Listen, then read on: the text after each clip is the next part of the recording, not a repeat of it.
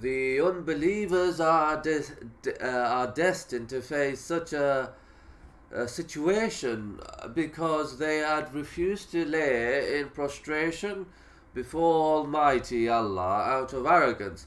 Hence they will be made to walk by their faces in order to make them disgraced, but with day of resurrection. Unbelievers will be raised dumb, deaf, and blind. Almighty Allah says, "We shall gather them together, prone on their faces, blind, dumb, and deaf." Almighty Allah says, "But whosoever turns away from my message, verily from him is a life narrowed down, and we shall raise him up blind on the day of judgment.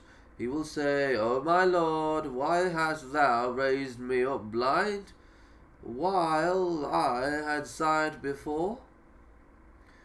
Allah will say, "Thus didst thou, when our signs came unto thee, forgot them, so wilt thou this day be forgotten, and thus do we recompense him who transgresses beyond bounds, and believes not in the sight of his Lord, and the chastisement of the hereafter is far more grievous and more enduring.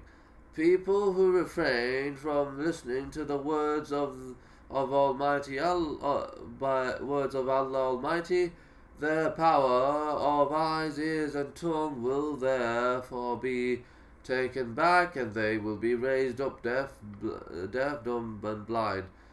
But later, and their eyes, ears, and tongue will start functioning to see and bear with the severity of the chastisement. Blare-eyed unbelievers. Allah Almighty says, "The day when the trumpet will be sounded, that day we shall gather the sinful blare-eyed. With terror and whispers will they consult each other. Yea, tarried not longer than 10 days. They will be made blare-eyed, so that they look deformed and ugly. Moreover, they will become engaged in whispering among themselves whether they stayed in the world for 10 days only, tarrying in the world.